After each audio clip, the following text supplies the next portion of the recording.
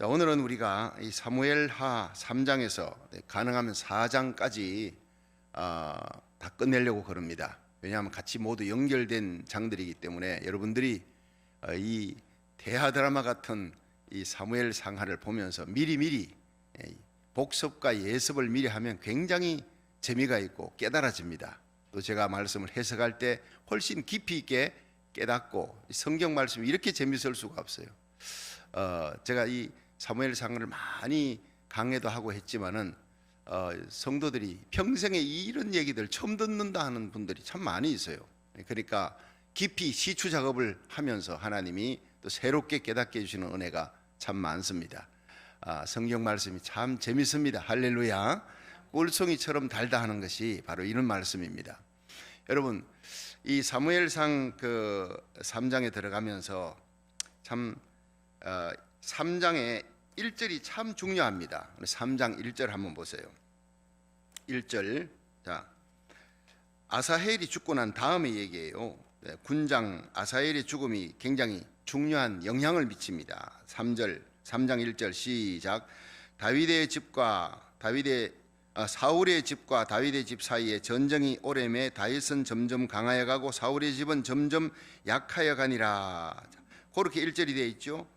그런데 2절에는 보세요. 다윗이 헤브론에서 아들들을 낳았으되 맏아들은 암논이라 이스라엘 여인 아히노암의 소생이요 둘째는 길라압이라 갈멜 사람 나발의 아내 되었던 아비가일의 소생이요 셋째는 압살롬이라 거술 왕 달메의 딸 마가의 아들이요 넷째는 아도니아라 학깃의 아들이요 다섯째는 스바디아라 아비달의 아들이요 여섯째는 아드르암이라 다윗의 아내 에글라의 소생이니 이는 다윗이 헤브론에서 낳은 자들이었더라. 자, 이리 보세요. 여기에 여러분들이 어제 공부했던 그 이스라엘과 그 북이스라엘은 11지파입니다. 11지파, 베냐민 지파도 거기에 이제 앞장서는 거죠. 대개 유다 지파와 베냐민 지파는 같이 했는데 이번에는 유다 지파를 돕지 않습니다. 왜냐하면 북이스라엘의 다윗은 남유다를 다스리는 왕이 되었습니다. 이제 7년 6개월이 지나는 동안에 나중에 합쳐집니다. 북이스라엘과 남유다가 합쳐질 때까지 이 북이스라엘은 11지파를 통솔하며 아브넬이라고 하는 군장이 이스보셋이라고 하는 아주 우유부단한 사람을, 그러나 정통성이 있는 사람이에요. 정통성이 참 명분이 있고 중요한 건데, 이스보셋은 사울 왕의 네 번째 아들이에요. 사울의 세 아들은 길보아 산에서 아버지와 함께 다 죽었고 끝났는데 네 번째 아들이 명맥을 유지하면서 이 정통성을 갖고 정통성의 깃발을 흔들면서 아브넬이 북이스라엘을 세우니까 그 요단강 건너편에 마하나임에서 세우는, 그러니까 온 이스라엘이 따라가는 거예요. 그 남유다만 다윗을, 이 다윗이 유다 지파니까. 그래서 다윗은 굉장히 입지가 힘들어진 거예요. 그러니까 그 생에 야, 정말 하나님이 나를 왕으로 세운 게 맞나? 막 이런 의심이 자꾸 들 정도로 다윗은 뭐 사울이 죽어도 온 이스라엘이 사울 쪽으로 오지 않습니다. 온 이스라엘이 다윗 쪽으로 말이죠. 이 다윗이 정통성이 없다 이렇게 되는 거예요. 남유다는 알죠. 베들레헴의 장로들도 알고 남유다 장로들도 유다 지파의 다윗이니까 다윗이 왕이 되는 걸 좋아하고 다윗을 남유다의 왕으로 세웠는데 북이스라엘은 11지파를 모아가지고 특히 베냐민 지파가 사울 왕이 거기서 나왔잖아요. 그러니까 사울 왕의 네 번째 아들 이스보셋을 세우고 아브넬이 군장이 야심이 있는 거예요.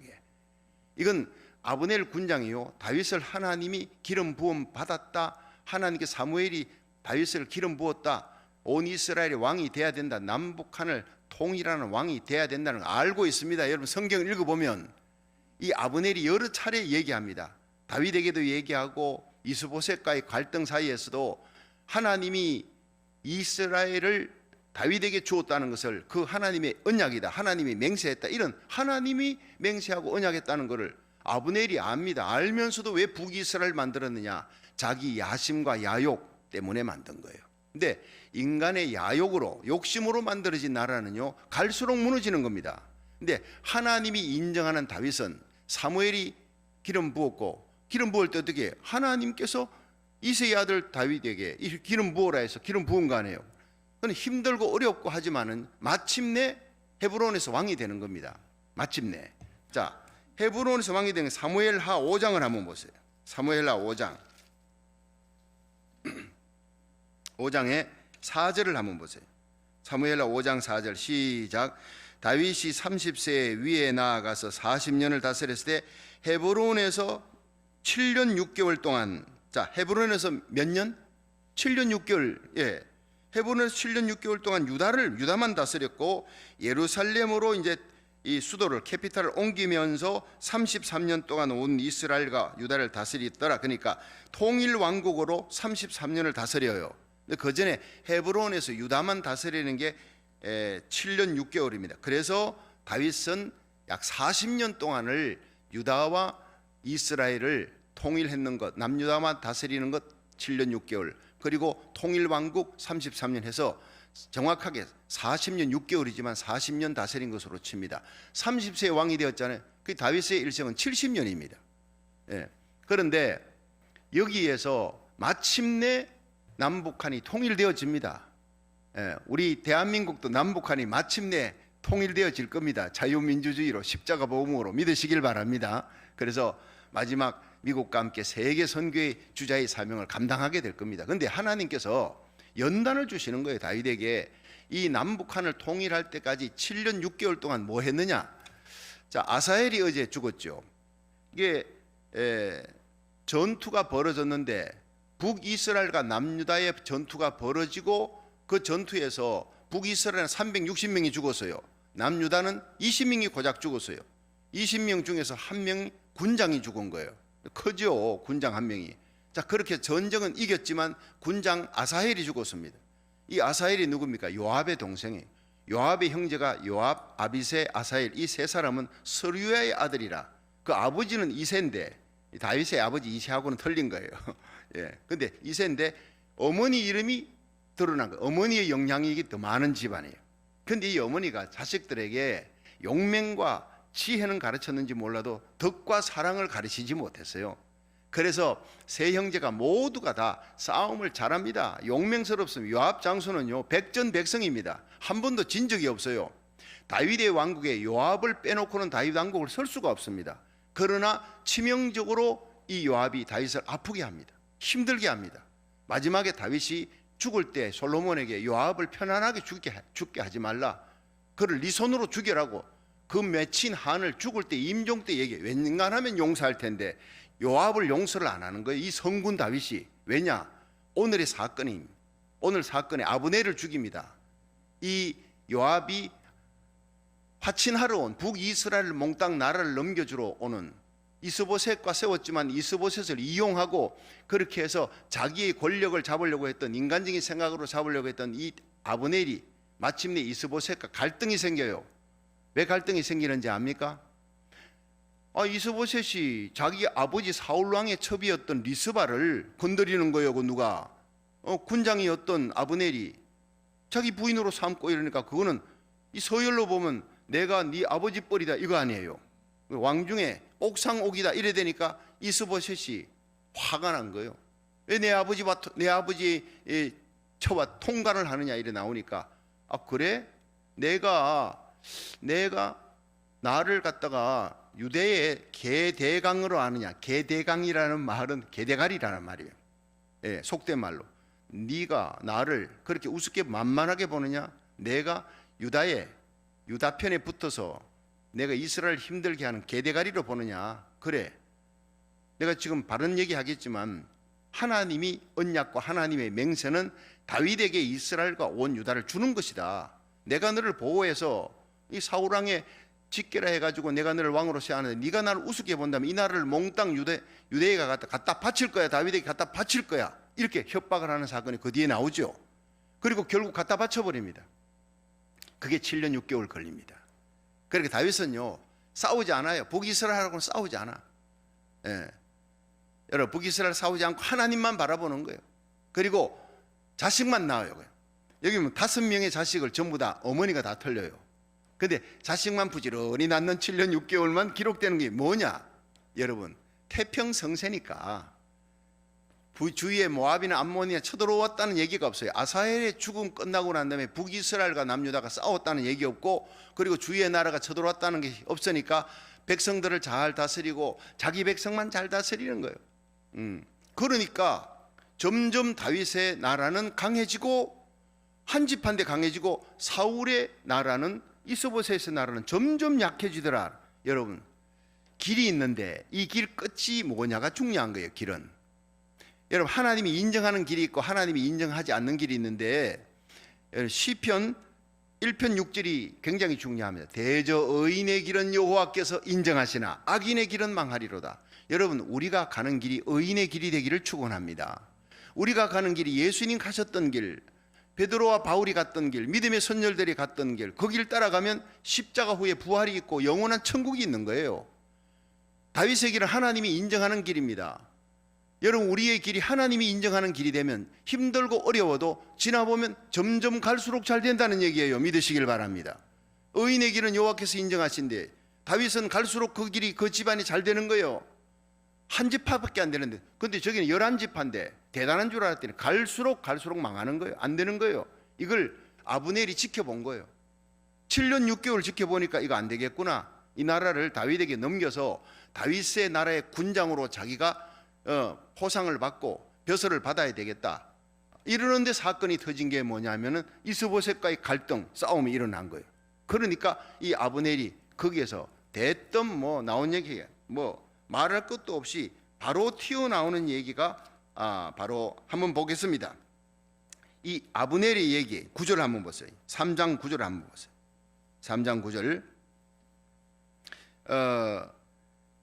7절부터 볼까요? 제가 읽었는 대로 그냥 7절부터 빨리 읽어보겠습니다. 7절 시작. 사울에게 첩이 있었으니 이름은 리스바요 아야의 딸이더라. 이스보셋이 아브넬에게 이르되 내가 어찌하여 내 아버지의 첩을 통관하였느냐. 아브넬이 이스보셋의 말을 매우 분이 여겨 가로되 내가 유다의 개대강이뇨. 이게 개대갈이냐 이 말이에요. 예. 내가 오늘날 당신의 아버지 사울의 집과 그 형제와 그 친구에게 은혜를 베풀어 당신을 다윗의 손에 내어주지 아니하였거늘 당신이 오늘날 이 여인에게 관한 허물을 내게 돌리는도다. 이거는 아브넬이요 정말 잘못하는 거예요. 자기 욕심과 야심으로 다윗이, 하나님께서 다윗을 왕으로 기름 부었고 이스라엘과 남유다는 전부 다윗 거라는 것 압니다. 그럼 자기 야심으로 이스보셋을 세워갖고 세웠는데 이스보셋이 자기의 불의를 갖고 분명 잘못했지요. 사울의 부인이었던 리스바를 취하니까 이건 분명히 이스보셋이 너 당신 그럴 수 있느냐 하고 나설 수 있는데 그 얘기 한번 했다고 대번 내가 당신을 붙들어주고 다윗에게서 지켜줘 나라를 세워줬건데 내가 이런 허물 하나, 이 작은 허물 하나 덮지 못하고 그걸 갖고 끄집어내느냐. 큰 허물 작은 허물이 아니라 여러분 작은 죄라도 하나님 보실 때 죄면은 그것은 심판받는 거예요. 근데 이스보셋이 그걸 지적했더니 이 아브넬이 화를 벌컥 내면서 뭐라 그러는 줄 아세요? 9절을 보세요. 9절 시작. 여호와께서 다윗에게 맹세하신 대로 내가 이루게 아니하면 하나님이 아브넬에게 벌 위에 벌을 내리심이 마땅하니라. 그 맹세는 곧 이 나라를 사울의 집에서 다윗에게 옮겨서 그 위를 단에서 브엘세바까지 이스라엘과 유다에 세우리라 하신 것이니라 하며 이스보셋이 아브넬을 두려워하여 감히 한 말도 대답지 못하니라. 자, 이게 아브넬이 한 말이 요거는 맞는 거예요. 여호와께서 맹세, 하나님의 맹세가 뭐냐? 사울의 집에서 다윗에게로 나라를 옮겨 그 위를 단에서 브엘세바까지 이스라엘과 유다에 세우리라. 다윗에게 이스라엘과 유다를 다 준다. 이 나라는 사울 다음에 너 이스보셋이 아니고 다윗에게 다 갈 거야. 이 말은 맞는 말이에요. 사무엘도 이렇게 얘기했고 그리고 또 아브넬이 알고 있습니다. 그런데 자기의 허물을 지적하자 바로 그냥 용수철처럼 튀어나오는 거예요. 때가 됐다. 때를 기다린 거예요. 그래서 12절에 보세요. 아브넬이 자기를 대신하여 사자들을 다윗에게 보내어 가로되 이 땅이 네 것이니까 또 가로되 당신은 나로 더불어 언약하사이다. 내 손이 당신을 도와 온 이스라엘로 당신에게 돌아가게 하리이다. 할 때 13절에 다윗이 가로되 좋다. 내가 너와 언약하려니와 내가 네게 한 가지를 일을 요구하노니 나를 보러 올 때 위선 사울의 딸 미갈을 데리고 오라. 그렇지 않으면 내 얼굴을 보지 못하리라고. 사울의 아들 이스보셋에게 사자를 보내어 이르되 내 첩 미갈을 내게로 돌리라. 저는 내가 전에 블레셋 사람의 양피 100으로 정혼한 자니라. 이스보셋이 보내어 그 남편 라이스의 아들 발디엘에게서 취함에 그 남편이 저와 함께 오되 울며 바울임까지 따라왔더니 아브넬이 저에게 돌아가라 하며 돌아가니라. 자, 이래 보세요. 여기에서 우리가 첫 번째 생각할게요. 다윗의 집은 점점 강해지고 사울의 집은 점점 약해지니라 이렇게 나오는 데서 하나님이 인정하는 다윗은요, 가만만 있어도 하나님이 집안도 잘되고 나라도 태평성세고 자기 집안 든든하게 잘 다스리고 있으니 북쪽 이스라엘은 저절로 무너지는 거예요. 그렇죠? 다윗이 건드리지도 않았어요. 뭐 신경도 쓰지 않았어요. 그런데 저절로 때가 되니까 저절로 자기들끼리 자중질환이 일어나. 아브넬과 이스보셋이 싸움이 일어나면서 아브넬이 화가 나가지고, 이 아브넬 자체가 불의한 자예요. 욕심이 있는 자예요. 그러나 이 나라는 원래 하나님이 사울 다음에 다윗에게 주려고 했던 거니까 이제 다윗에게 돌리겠다, 이 말은 맞는 말이에요. 그 약속을 이루겠다니까 이스보셋이 벌벌 떱니다. 바른 말 하고도 벌벌 떨어. 인간적인 생각을 하는 자와를 따라가면요, 결국 이렇게 당하게 되어 있습니다. 바른 말 하고도 벌벌 떨고 결국 이스보셋도 죽는 거예요. 아브넬도 죽고. 자, 이렇게 해서 하나님의 뜻은 이루어지지만 결국 그들은 자중질환 일어나고 나라를 다윗에게 갖다 바치면 큰 벼슬을 얻겠거니, 그러나 결국 아사헬을 죽였던 그 일 때문에 요압 장수와 아비새에게 죽습니다. 이 아브넬이. 그러나 그렇게 해서 결국에는 다윗의 나라가 든든히 서가게 되지만은 다윗은 아브넬의 죽음을 인해 너무너무 곤욕을 치르고 난처한 입장에 있게 되고, 결국 아브넬의 죽음 앞에 통곡을 하면서 이스라엘 온 백성들이 오해하는 거예요. 오해. 아브넬 군장이 화친하러 오는 거예요. 자, 화친하러 왔잖아요. 그때 다윗이 뭐라 그래요? 내 안에 데리고 와라 그랬어요. 발디엘이 사울 왕이 다윗이 도망가고 난 다음에 이 화가 나니까 이 다윗에게 주었던 미갈을, 자기 딸을 발디엘이라고 하는 이 남자에게 돈 많이 받고 줬겠지. 자, 근데 발디엘은요, 정혼했는, 아직도 이혼을 하지 않아 정식 이혼이 안 된 다윗의 부인을 취하면 안 되는 거지, 발디엘이. 그렇죠? 그래 결국에는 불의한 일을 했기 때문에 바울임까지 따라옵니다. 다윗이 내 아내를 데리고 오라 그러니까 이제 이 약속을 이행해야지 우리가 화친하고 나라를 하나 되게 만들고 너에게 벼슬 주겠다, 그렇게 약속을 하니까 이 아브넬이 이스보셋 왕에게 협박을 하는 거예요. 발디엘을 자기 원래 남편 다윗에게로 돌려보내시오. 그러니 발디엘이 아니라 미갈을 발디엘에게서 취해가지고 그 원래 미갈의 남편은 다윗에게 돌려보내시오 하니, 어쩔 수 없이 그렇게 했는데 이 발디엘이 바울임까지 따라오는, 울면서 따라와. 기가 막히죠.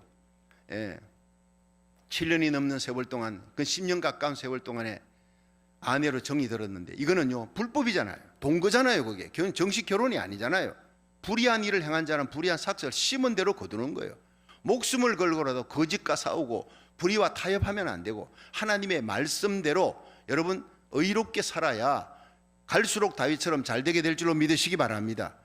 자, 여기에 발디엘의 눈물이 나옵니다. 그러나 그는 결국 그렇게 역사 속에 사라져가고 부인도 뺏기고, 근데 미갈을 취했습니다. 자, 여기에서 미갈을 왜 다시 돌려보내라, 남의 남자에게 갔던 그 미갈을 데리고 오는 이유는 첫사랑이니까, 원래 결혼했던 여자이니까. 양피 100을 주고 블레셋 사람 쳐서 이기고 내가 데리고 왔다. 그 중요한 것은요, 미갈이 이스라엘의 정통성을 가진 사울의 딸이잖아요. 자기가 부마잖아요. 이스보셋이 죽고 난 다음에, 아브넬도 죽고 난 다음에 그 사울의 나라를 뒤를 이은 정통성은 하나님이 정통성을 주는 거지만, 그래도 그 나라의 사울 왕의 딸의 남편이었다. 자, 여기에 이스라엘 백성들, 북이스라엘 베냐민 지파에게 정통성을 인정받는 사건이 되는 거예요. 다윗은, 여러분, 이것이 다윗이 굉장히 머리가 좋습니다. 그런 거 보면. 또 그것보다도 먼저 내 첫사랑이었던 그 미갈을 데리고 오라, 의리가 있는 거예요. 남의 남자 품에 가도 나는 내 아내를 찾겠다, 아직 이혼한 상태가 아니다, 데리고 오라. 이것이 첫 번째였고, 두 번째는 정치적인 전략으로 자기 입지를 위해서 데리고 오니까 베냐민 지파 사람들이 모두 다 다윗에게 마음을 주게 되는 거예요. 이해하시겠죠? 자, 그 사건이 이제 요소에 깔려 있습니다. 다윗은 시인이면서 문인이면서 군인이면서 음악가면서 대단히 머리가, 신앙이 좋고 지혜로운 사람이에요. 그래서 이스라엘 전체를 다 이렇게 하나로 묶을 수 있는 통일 왕국의 왕이 되는 겁니다. 자, 다윗의 집은 점점 강해집니다. 사울의 집은 놔뒀는데 이스보셋과 아브넬 다툼이 일어나고 결국에는 화친하는 사자를 보냈더니 미갈 데리고 오라 해서 미갈까지 데리고 옵니다. 자, 이렇게 해서 결국에는 다윗의 뜻이 다 이루어지지 않습니까? 두 번째는요, 아브넬의 피살 사건이 아브넬의 피살 사건과 다윗이 애도하는 장면을 사무엘하 3장 20절을 한번 보세요. 다 읽을 수 없고 여러분 집에 가서 한번 읽어보시면 굉장히 재미있을 거예요. 해석을 듣고 읽어보면 3장 20절 시작. 다 같이 20절 맞지요? 예. 아브넬의 종자 시작. 아브넬의 종자 22등으로 더불어 헤브론에 이르러 다윗에게 나아가니 다윗이 아브넬과 그 함께한 사람을 위하여 잔치를 배설하였더라. 아브넬이 다윗에게 고하되 내가 일어나 가서 온 이스라엘 무리를 내 주 왕의 앞에 모아 더불어 언약하게 하고 마음에 원하시는 대로 모든 것을 다스리게 하리이다. 이에 다윗이 아브넬을 보내며 저가 평안히 가니라. 자, 이리 보세요. 이제 드디어 아브넬이 사신을 보냈다가 사신들이 다윗에게 다윗 얘기를 듣고 온 거예요. 이 발디엘의 아내가 되었던 이 미갈을 데리고 오라 그럽니다. 그래서 미갈까지 데리고 오는 거예요. 친 20명의 부하들과 함께 쫙 왔더니 다윗이 막 영접을 하고 미갈도 반갑고 아브넬이 나라를 몽땅 주겠다니까 완전히 굴러온 떡 정도가 아닙니다. 11지파가 전부 다 자기에게 주겠다니까 얼마나 감사해. 하나님의 때가 됐구나 감사하고 그를 영접하고 막 큰 잔치를 아주 축제를 배설하는 거예요. 자, 이 축제를 배설을 하고 그 다음에 언약을 맺고 화친 조약을 맺고 자, 그럼 이제 군장 아브넬도 기분이 좋았어요. 나라 갖다 바쳤으니 이제 자기는 굉장히 높은 자리를 또 하나 얻게 될 것이다 하고 돌아간 거예요. 돌아갔는데 마침 그때 요압 장수와 아비새가 군사를 끌고 전쟁터에 갔다가 돌아온 겁니다. 그러니까 언약 맺을 때 아브넬과 다윗이 언약 맺을 때 이때 요압 장수는 없었어요. 전쟁 갔다 오니까 이런 사건이 일어났다는 걸 알고 이 요압이 화가 잔뜩 난 거예요. 그래서 나가서 얘기합니다. 왕이여, 다윗 왕이여, 그 아브넬은 간교한 자예요. 왕이 왜 그걸 모르십니까? 이 나라를 정탐하러 온 겁니다. 속이는 기만책입니다라고 그 뒤에 나옵니다. 그것은 자기 마음대로 얘기하는 거지 다윗 왕의 말은 뭐 생각도 안 하고 어찌하여 이런 일을 당신 혼자 결정하고 나하고 얘기 안 했느냐 이 말이지. 왕에게 하는 본세가 말하는 본세가 아주 웃겨요. 이 요압이 굉장히 위대하고 용맹한 장수지만은 그러나 왕을 무시합니다. 다윗 왕을 무시하는 결국 이것으로 인해서 나중에 큰 곤욕을 치르게 됩니다. 왕에게 예의를 지키지 아니해요. 읽어보면요 계속해서 다윗은 가만히 있는 거예요. 말할 대꾸를 할 가치가 없는 요압이니까. 자, 그때 이제 이 아브넬을 데리러 갑니다. 왕에게 그렇게 막 투정을 부리고는 왜 나하고 협의도 안 하고 얘기도 안 하고 왕 마음대로 했느냐. 왕 마음대로 할 수 있지. 그런데 27절 한번 보세요. 27절 시작. 아브넬이 헤브론으로 돌아오며 요압이 더불어 종용히 말하려는 듯이 저를 데리고 성문으로 들어가서 거기서 배를 찔러 죽이니 이는 자기 동생 아사엘의 피를 인함이라. 자, 여러분 누구 때문에 죽입니까? 나라를 위해 죽이는 것이 아니고 자기 동생 아사헬을 죽였던 아브넬에 대한 개인적인 복수를 하는 거예요. 이 복수할 때 포장하는 것을 다윗 왕에게 왕이여 저 사람 간교한 사람이라 나라를 정탐해서 유다 나라를 갖다가 쳐서 없애려고 온 건데 그거를 모르고 왜 화친을 했습니까? 라고 포장하지만 사실은 자기 동생 아사헬을 죽인 아브넬을 용납을 못하겠다.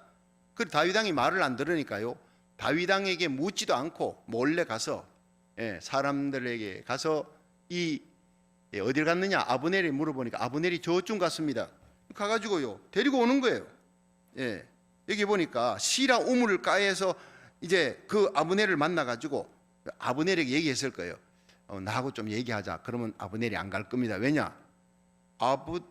아브넬이 요압 장수의 동생 아사헬을 죽였잖아요.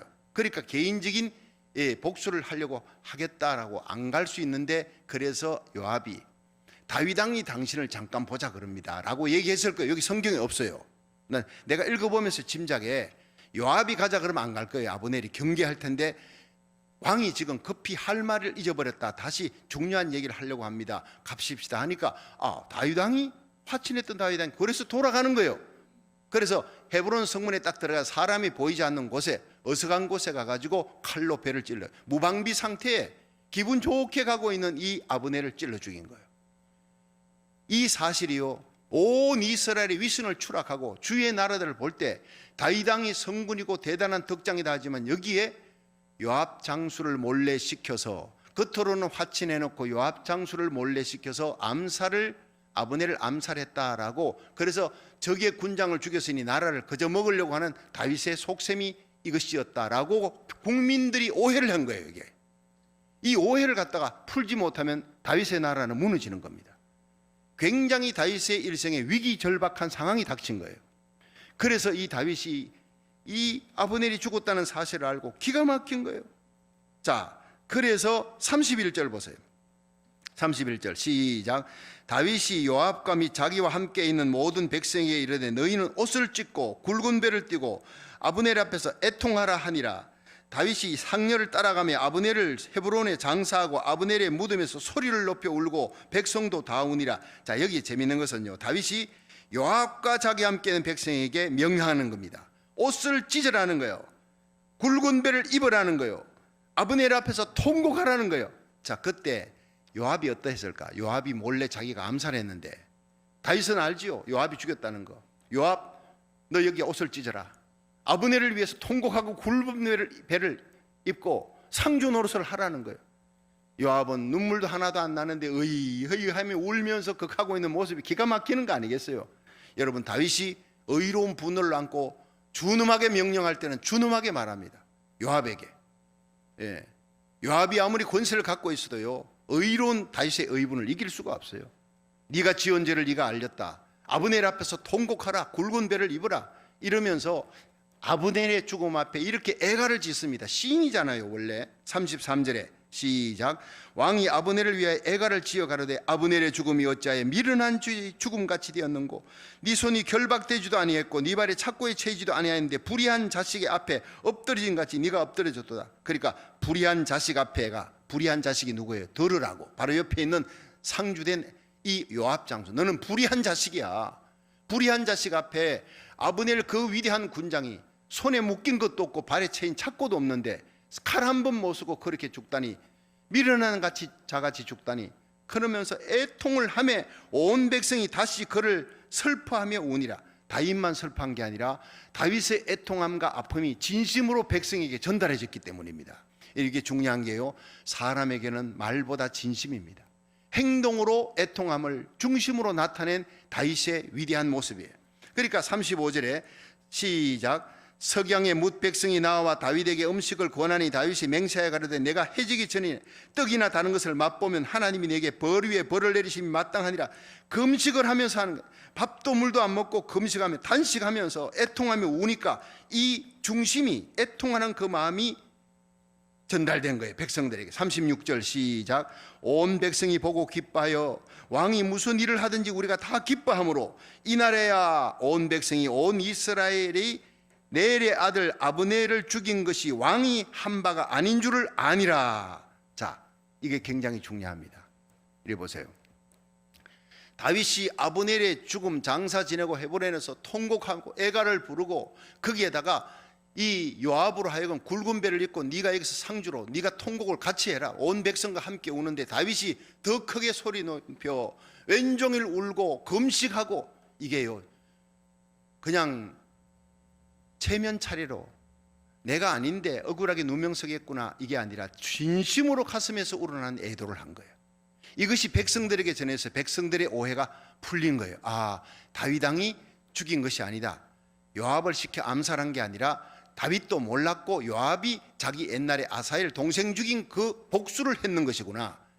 다윗이 아니었다는 걸 알고 온 백성이 기뻐했더라면, 역시 우리 다윗 왕을 따라오기를 잘해서, 다윗을 왕으로 세우기를 잘해서 이 사랑과 덕 위에 다윗 나라가 서게 되고, 이 사실을 북이스라엘의 나라에서 압니다.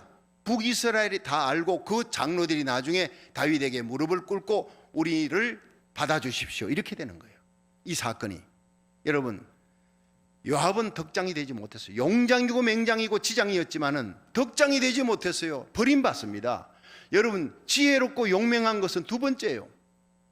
하나님의 교회 장로, 권사, 안수 집사는요 덕장이라고 늘 저는 교육시킬 때 얘기합니다. 서리 집사까지는 용장이라도 지장이라도 좋아요. 그러나 위관급은 용장, 지장은 영관급이라 해야 되지만 덕장은 조금 용맹과 지혜가 부족해도 덕장이 되어야 별자리가 될 수 있는 거예요. 최고의 지휘관은요, 덕이 있어야 돼. 모든 것이 좋은데 지혜도 있고 용맹도 있고 너무나 아주 참 일하는 걸 보면 참 주도 면밀하게 잘하는데 덕이 없어, 덕이. 그래서 버림받고 쓰임받지 못하는 사람이 참 많습니다. 교회나 세상에서나. 요압이 그랬어요. 그래서 스루야라는 어머니가 그들에게 용맹과 지혜는 가르쳤을지라도 덕을 가르치지 못했기 때문에 세 아들 다 그렇게 비참하게 죽는 역사가 일어나는 거예요. 여러분, 우리 자녀들에게 지혜와 함께 용맹과 함께 불의에 대적하는 그 힘과 함께 십자가의 덕을 허물을, 상대방의 허물을 덮고 용서하는 그 사랑과 덕을 가르치기를 주의 이름으로 축원합니다. 여러분, 덕장이라면 구약의 요셉입니다.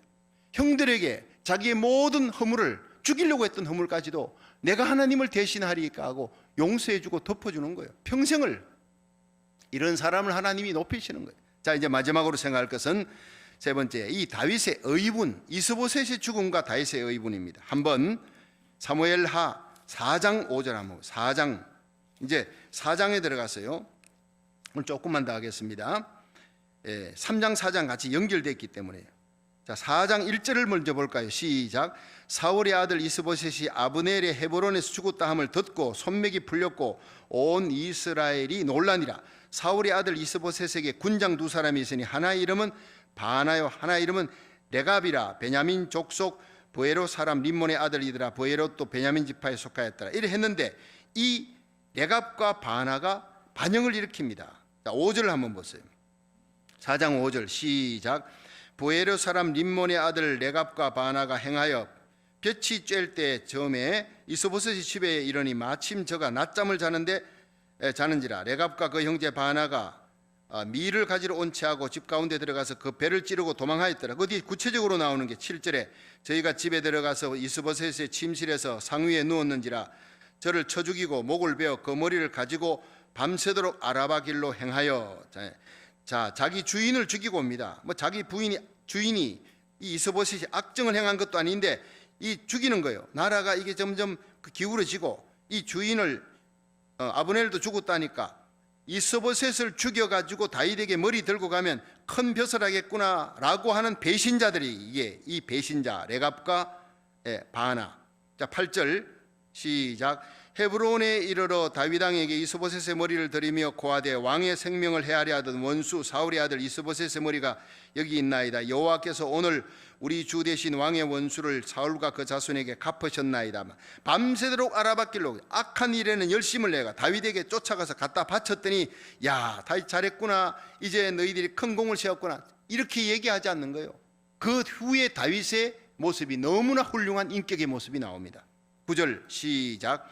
다윗이 브에롯 사람 림몬의 아들 레갑과 그 형제 바나에게 대답하여 가로되 내 생명을 여러 환난 가운데서 건지신 여호와의 사심을 가리켜 맹세하노니 전에 사람이 내게 고하기를 사울이 죽었다 하여 좋은 소식을 전하는 줄로 생각하였어도 내가 저를 잡아 시글락에서 죽여서 그것으로 그 기별의 갚음을 삼았거든 하물며 악인이 의인을 그 집 침상 위에서 죽인 것이겠느냐. 그런즉 내가 저의 피 흘린 죄를 너희에게 갚아서 너희를 이 땅에서 없이 하지 아니하겠느냐 하고 소년들을 명하며 곧 저희를 죽이고 수족을 베어 헤브론 목가에 메어 달고 이스보셋의 머리를 가져다가 헤브론에서 아브넬의 무덤에 장사하였더라. 아멘.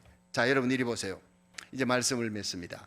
이 굉장히 중요한, 다윗이 이스보셋이 죽었다.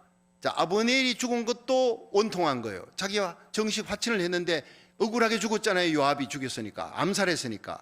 근데 온 이스라엘 백성들이 이로 말미암아 오해했던 것이 풀렸습니다. 다윗의 중심을 보고 애통하는 걸 보고. 그런데 또 북이스라엘에서 이스보셋을 왕을 죽인 이 레갑과 바나가 왔어요. 이 배신, 이건 분명히 명분 있는 죽임이 아니에요. 자기 이득을 위해서 이스보셋을 낮잠 자는 사람을 죽이는 거예요. 이런 비겁한 인간이, 그것도 군장으로 세우는 사람에 의해서 죽은 거예요. 죽었습니다. 그리고는 머리를 들고 오는 거예요. 쉽게 얘기하면은, 여러분, 박정희 대통령이 누구한테 죽었나요? 김일성이한테 죽었나요? 아니잖아요. 가장 가까운 자기 주위의 중앙정보부장한테 죽은 거예요. 이와 같은 거예요. 가장 가까운 군장의 손에 죽을 줄 모르고 그냥 낮잠 자고 있는 거예요. 깨어있을 때 낮잠 자면 이런 일이 생기는 거예요. 우리는 항상 영적으로 깨어있기를 주의 이름으로 축원합니다. 그래야 우리가 우리 자녀를 살리는 거예요. 이 땅을 살리는 깨어있는 기도가 중요합니다. 자, 그래서 왔던데 이 다윗이 의분을 가지는 거예요. 어찌하여 의인 이스보셋을 기름 부음 받은 사울 왕의 후예를, 너희들이 왕이 잘못도 한 적이 없는데 그를 갖다가 너희들이 살겠다고, 나에게 포상받겠다고 왕을 죽여서 머리를 들고 왔느냐? 이런 배신자들은, 한 번 배신자는 또 배신하는 거예요. 다윗은 알아요. 다윗이 옆에 있는 소년에게 죽이라 하니까 그 자리에서 둘 죽었습니다. 이것은요, 다윗에게는 기준이 있어요. 그들이 와서 이스보셋 머리를 들고 오면 이제는 끝이잖아요. 그러나 그게 아닙니다. 다윗은 내게 이득이냐 손해냐가 기준이 아니었고, 의로우냐 불의하냐가 기준이었어요. 다윗에게는 하나님의 영광이 기준이었고, 그래서 어린 소년이라도 골리앗과 싸우는 거예요. 하나님이 이런 다윗을 좋아했어요. 하나님 마음에 합한 자, 기준이 하나님의 영광이었어요. 기준이 하나님의 기름 부음 받은 자는 내가 어떤 일이 있어도 죽이지 않겠다. 옷자락만 베어도 가슴이 아프다. 이런 다윗을 하나님이 너무 귀히 여긴 거예요. 의의 기준인, 불의하냐 의로우냐, 이것이 기준이지 내게 이득이냐 아니냐가 기준이 아니었어요. 그래서 하나님이 다윗을 보니 내 마음에 합한 자라 그랬어요. 그 다윗의 나라는요, 한 지파지만은 결국 위에 지파 11지파들이 이 이스보셋이 죽음을 애통해하며 이스보셋의 머리를 들고 왔던 바나 레갑을 그 자리에서 적결 처분했다. 이 소식을 들은 북이스라엘의 모든 장로와 이스라엘 백성들이 그 다음 보면 몽땅 다 와서 다윗에게 무릎을 꿇습니다. 다윗이여, 당신이 하는 모든 일이 덕장입니다. 가슴에 사랑을 품고 있고 이스보셋까지 애통해하고 아브넬까지 애통해하면서 당신 중심이 아브넬을 죽인 것이 아니라 이스보셋을 애통해하는 당신 같은 덕장을 우리가 왕으로 모시겠습니다 하고 모두가 와서 북이스라엘이 이 다윗에게 하나가 되어서 나라를 합쳐지는 사건이 일어나는 거예요. 여러분, 다윗은 머리를 이렇게 굴려갖고 그렇게 하려고 하지는 않았을 거예요.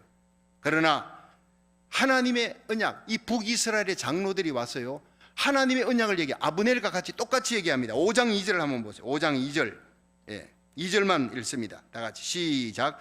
전에 곧 사울이 우리의 왕이 되었을 때에도 이스라엘을 거느려 출입하게 한 자는 왕이시었고, 여호와께서도 왕에게 말씀하시기를 내가 내 백성 이스라엘의 목자가 되며 이스라엘의 주권자가 되리라 하셨나이다. 이게 누가 얘기했어요? 1절 보세요. 이스라엘 모든 지파가, 북이스라엘 모든 지파가 헤브론에 내려왔어요. 다윗에게. 그 많은 사람들이 나와 말하여 가라되 보소서, 우리는 왕의 권력이니이다. 그러면서 전에 사울이 우리의 왕이 되었을 때 이스라엘 거느려 출입하게 한 자는 왕이고 여호와께서도 그렇게 말씀하셨습니다. 다윗이 내 백성 이스라엘의 목자가 되면 이스라엘의 주권자가 되리라고 여호와께서 말씀하셨습니다 라고 그들이 여호와의 언약과 그 이름을 덜먹이면서 다윗에게 와서 무릎 꿇고 우리나라를 받아주십시오 이렇게 된 거예요. 자, 여러분 이리 보세요. 첫 번째, 하나님의 마음에 합한 다윗은요, 갈수록 잘 돼요. 가만히 있어도 하나님이 주위의 나라 북이스라엘 갖다 바치게 만든 것은 믿음으로 하나님만 바라보고 기도하니까, 인내하고 있으니까. 여러분, 우리는 우리가 싸울 필요 없어요. 우리가 하나님께 인정받고 기도하며 바른 길 가고 말씀 부여잡고 십자가 부여잡고 기도만 하시기를 주의 이름으로 축원합니다.